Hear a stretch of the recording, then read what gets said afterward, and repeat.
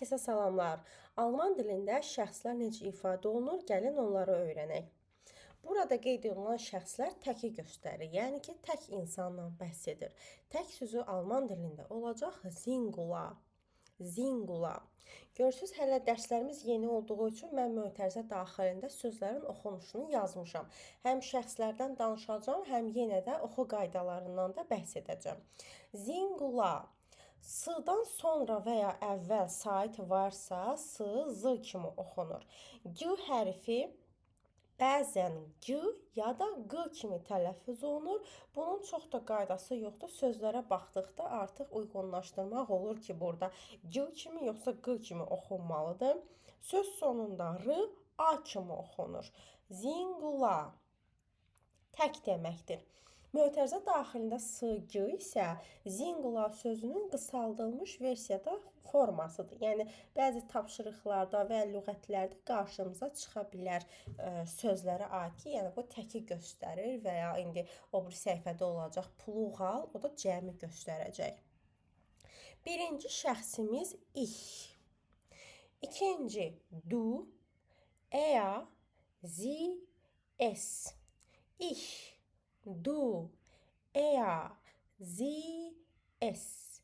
Ich mən deməkdir, du sən, er kişi cinsində o şəxsidir, sie qadın cinsində o şəxsidir, es cansız cinsində və ya əşyalara aid o şəxsini ifadə edir.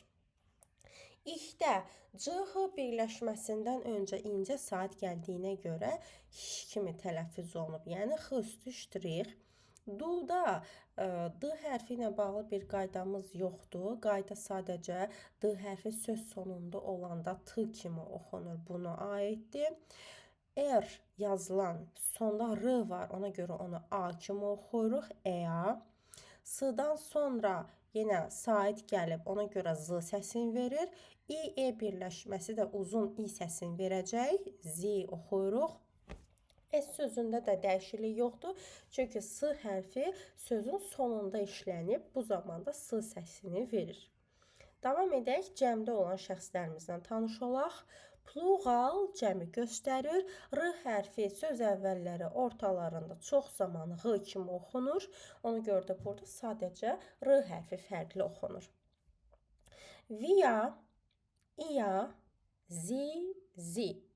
Bilirəm, görəcəksiniz ki, zilərdən eyni şeylər yazıb, narahat olmayın. Birazdan sizə hər birini izah edəcəm.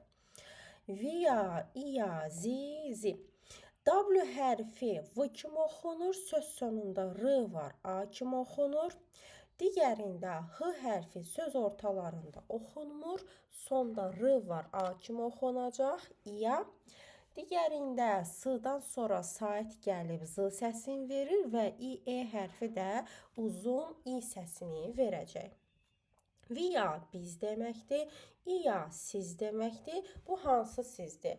Mən dayanmışam, mənim qarşımda çoxlu insanlar var. Onlara müraciət edib siz deyirəm, yəni çoxluğa müraciət edirəm. Və bu arada 2 və 2-dən çox insan bizim üçün çox sayılır. Yəni lazım deyil ki, yəni çoxlu insanlar olsun. 2 və ya daha çoxu artıq siz demək mümkündür.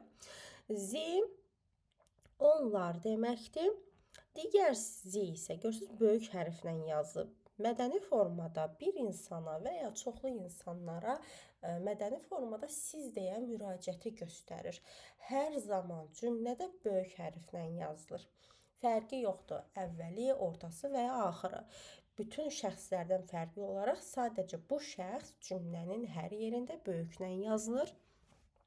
Zidən 3 dənədir. Deməli, birincisi mədəni formada sizi göstərir, digəri onlar şəxsidir, yəni cəmi göstərir, digəri isə bayaqları baxdığımız zi qadın cinsində o şəxsidir. Söz olaraq, oxunuş olaraq üçü də eynidir. Sadəcə biz burada fərqləndiririk məna əsasında. Təbii ki, bu söhbətdən onsuz da anlaşılır. Əgər mən qarşımdakı məndən böyükdürsə və ya bir məsafəli olduğum şəxsdirsə, tanımadığım biridirsə, mən onunla zi, yəni mədəni formada olan zi ilə danışıram. Əgər çoxluqla danışıramsa, onlar mənasını verəcək. Əgər qarşımda bir qadın varsa, onunla danışıramsa, o şəxsini verəcək. Yəni bu söhbətdə anlaşılır. Cümlələrdə də anlaşılır. Feilə baxırıq, yəni hərəkət bildirən sözlərə. Düzdür, bunu hərəkət keçməmişik, ancaq kiçik bir məlumat verim ki, hərəkət bildirən ifadələr şəxslərə görə dəyişir. O şəxslərin sonluqları hərəkətlərdə özünü göstərir. Ona görə də biz təyin edə bilirik ki, burada yazılan zi təki göstərən zidir, yoxsa cəmi göstərən zidir. Cəmdə pluğaldı, təkdə zinguladı. Bəzi tapşırıqlarda da elə bu zini tam dəqiq işləyə bilmək üçün mötərizə daxilində yazılır. S-gı ya da p-lı formasında. Davam edək. Bu şəxslərlə bağlı bəzi qaydalarımız var. Hər birini burada qeyd eləmişəm. Siz də öz dəftərinizə qeyd eləyin ki, bunları yəni öyrənəsiz. Olduqca vacib qaydalardır. Bu şəxslərin hər biri nominativ haldadır. Nominativ hal adi halı göstərir. Yəni ismin adlıq halını göstərir bizim dildə qarşılığında desək. Bu sözlər cümlənin əvvəlində gələndə böyük hərflə yazılır. Amma cümlənin başqa yerlərində olduqda kiçik hərflə yazılır. O biri səhifələrdə bunlara nümunələr var. Hamısına baxacağıq. Əvvəl qaydalarla tanış olaq. Zi mədəni formada siz mənasını verəndə cümlədə hər zaman böyükdən yazılır. Cümlənin əvvəli, ortası, sonu heç bir fərqi yoxdur. Hər zaman böyüklə yazılır. E-ya, zi, es və digər zi. Yəni cəmdə olan zidən söhbət gedir. Bunlar şəxsdir. Yəni şəxs mənası bildirən ifadələrdir. Bir də bunların artikl qarşılığı var. Artikllarda sözlərin varlığını, kəmiyyətini, miqdarını, hansı cinsə aid olduğunu bildirən ifadələrimizdir. E-ya kişi cinsində o deməkdir. Artikl qarşılığı deyadır. Zi qadın cinsində o deməkdir. Artikl qarşılığı didir. Es cansız odur. Artikl qarşılığı dasdır. Zi onlar mənasında burada qeyd olunub. Bunun qarşılığı da didir. Yəni cəmdə olan artiklları ifadə edən di artiklıdır. İş sözü cümlə əvvəlində yazılanda böyük i ilə yazılmır. Çünki alman dili əlifbasında böyük i hərfi yoxdur. Onun yerinə biz böyük i hərfi yazırıq. Burada yazılan kimi. Və bu sadəcə cümlənin əvvəlində gələndədir. Və bu sadəcə i şəxsi üçün keçərli deyil. Ümumiyyətlə i hərfi ilə başlayan bütün sözlər üçün keçərlidir ki, əgər biz i hərfi ilə başlayan bir sözlə başlayırıqsa cümləyə, onun ilk hərfi böyüklə yazılmalıdır. Es şəxsi bəzən sadəcə qrammatik bir göstərici olaraq cümlədə istifadə olunur. Yəni o orada hər hansı bir məna kəsb etmir. İndi gəlin nümunə cümlələrə baxaq. Nə demək istədiyimi başa düşəcəksiniz. Birinci başlayırıq şəxslərin cümlə daxilində yazılışından. Burada həm də hərəkət bildirən sözlər də var. Elə cümlələrin içindən artıq onları da öyrənmiş olarsınız. Ich trinke den Kaffee heute. Mən bugün qəhvə içirəm. Burada cümlə mən sözü ilə başlayıb, sonra hərəkət gəlib. Mən sözü cümlənin əvvəlində gəldiyi üçün böyük hərflə yazılıb. Digər cümlədə isə cümlə mənlə yox, bugün ifadəsi ilə başlayacaq. Alman dilində cümlələrdə əsas məsələ hərəkətin harada işləndiyidir. Əgər hərəkət əvvəllərdə gəlirsə, onsuz da əvvəllərdə gəlməlidir. Şəxsdir, zamandır, yer bildirilən ifadələrdə bunlar yerlərini dəyişə bilir. Mənada bir dəyişiklik olmur. Tək yerini dəyişməyən hərəkət bildirən ifadə, yəni feildir. Heute trinke ich den Kaffee. Bugün mən qəhvə içirəm. Burada görürsünüz artıq mən sözü cümlənin ortasında işləndiyi üçün kiçik hərflə yazılıb. Amma bayaqki cümlədə əvvəldə gəlirdi, ona görə də böyük hərflə yazılmışdı. Digərini oxuyuram. Sie spricht auf Deutsch. O almanca danışır. Burada da cümlə o şəxsi ilə başlayır, ona görə də böyük hərflə yazılır. Du und sie sprechen auf Deutsch. Burada artıq sən və o almanca danışır deyirik.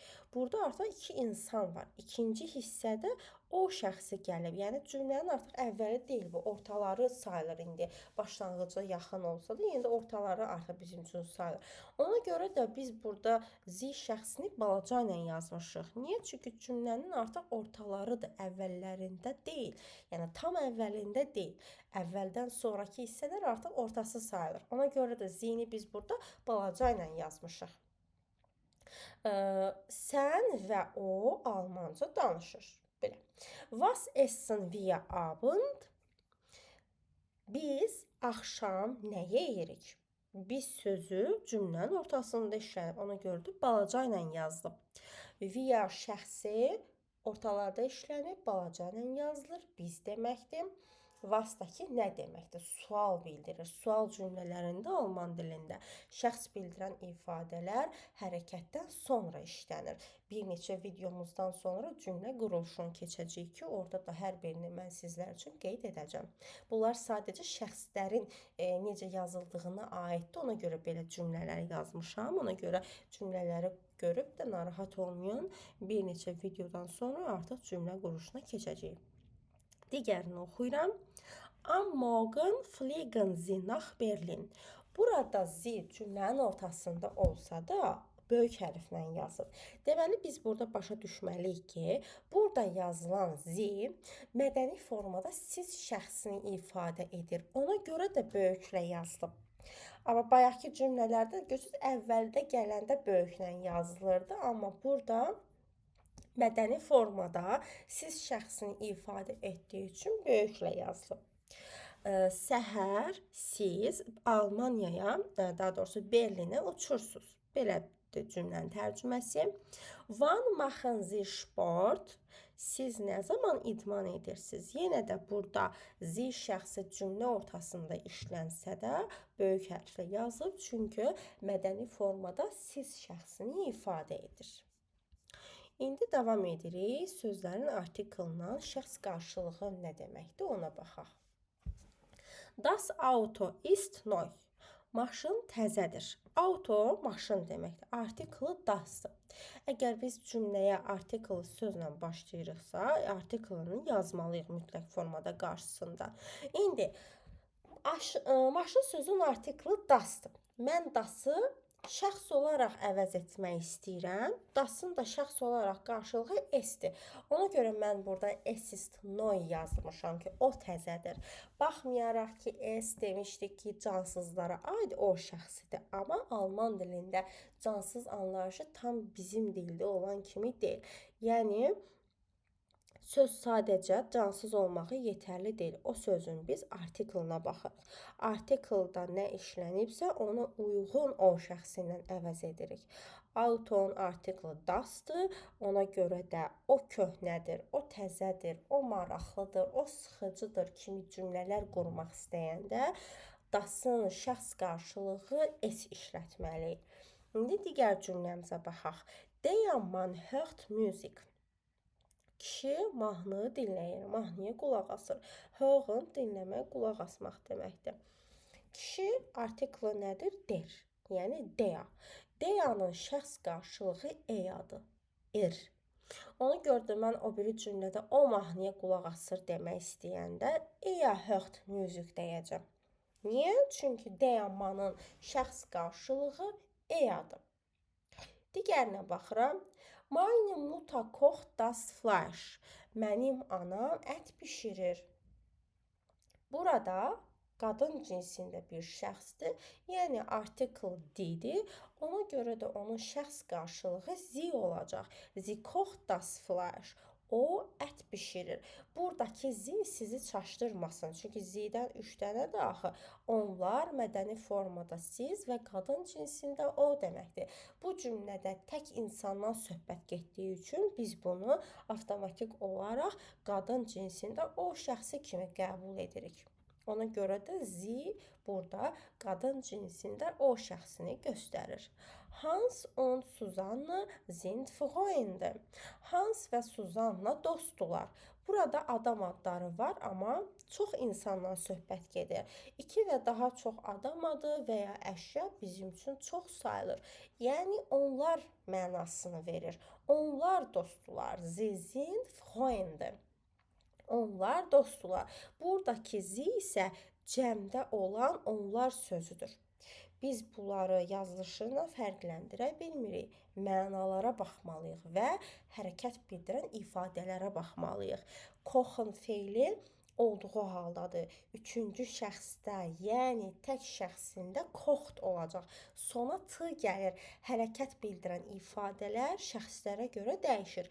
Üçüncü şəxsdə hərəkətin sonuna t əlavə olunur. Ona görə də burada biz t ilə yazmışıq. Bir sonraki videoda mütləq formada hərəkət bildirən ifadələr şəxsə görə necə dəyişir, onun izahatını mən sizə verəcəm. Davam edək. S şəxsi ilə, yəni S şəxsinə aid olan bir şeylər var idi ki, S bəzi cümlələrdə xüsusilə şəxs anlayışı bildirmir. Sadəcə bizə qrammatik cəhətdən cümlə qurmaq üçün lazım olan bir ifadə kimi onu istifadə edirik. Yəni bizim dilə də onu biz tərcümə eləmirik əslində. Es gibt hier ein Kaffee. Es gibt var olmaq, mövcud olmaq mənasını verir. Burada bir kafe var, mövcuddur. Yəni burada es ifadəsi bir məna vermir. Yəni o kimi mən o tərcümə edə bilmirəm. Geben feilinin üçüncü şəxslərə dəyişmiş forması gibt olacaq. O verir burada bir kafe. Yəni belə bir tərcümə edə bilmərəm. Bu artıq olacaq söz tərcümə. Bu da doğru deyil. Çünki alman dilində elə ifadələr var ki, bizim dilimizə olduğu kimi tərcümə olunmur. Ya da bizim dildə olan ifadələr alman dilinə olduğu kimi tərcümə olunmur. Bunlardan da biri budur. Es gibt bir birləşmədir. Bunu belə gəlib formada öyrənirsiniz ki, var olmaq, mövcud olmaq deməkdir. Digərinə baxırıq. Es ist wichtig, Deutsch zu lernen. O vacibdir, önəmlidir. Amma o ilə tərcümə eləmirəm. Sadəcə deyirəm ki, alman dilini öyrənmək vacibdir. Belə bir məna demək istəyirəm. Ona görə də burada 2 dənə cümlə işlətmiş oluram əslində. O vacibdir, alman dili öyrənmək. Yəni burada alman dili öyrənmək məsdər tərkibidir. Tam olaraq 2 cümlə kimi sayılmır. Ancaq bu 2 ifadəni qura bilmək üçün biz S-dən istifadə edirik və burada olan S konkret o şəxsini bildirmir. Es schneit heute. Bugün qar yağır. Zaman mənası verən sözlərdə və ya havaya aid olan sözlərdə biz S işlədirik. Qar yağır. O yağır demirik burada. Yəni orada S o mənasını vermir. Ümumiyyətlə qar yağmağından danışırıq ona görə. Es ist kalt, soyuqdur. Es ist heiß, istidir.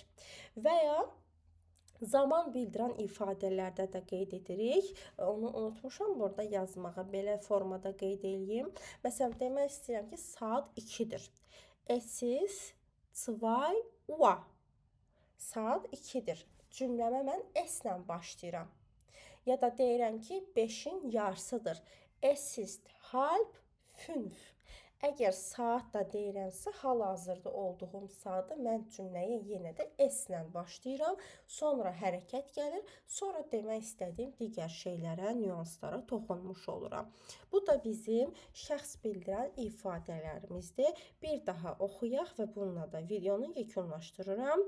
Ich, du, er, sie, es. Bunlar təkdə olan şəxslərdir, yəni singular. Cəmdə olanlar wir, ihr, sie, sie. Bunlar da plural-dır, yəni cəm. Sağ olun, gələn videolarda görüşənədək. Tschüss, auf Wiedersehen.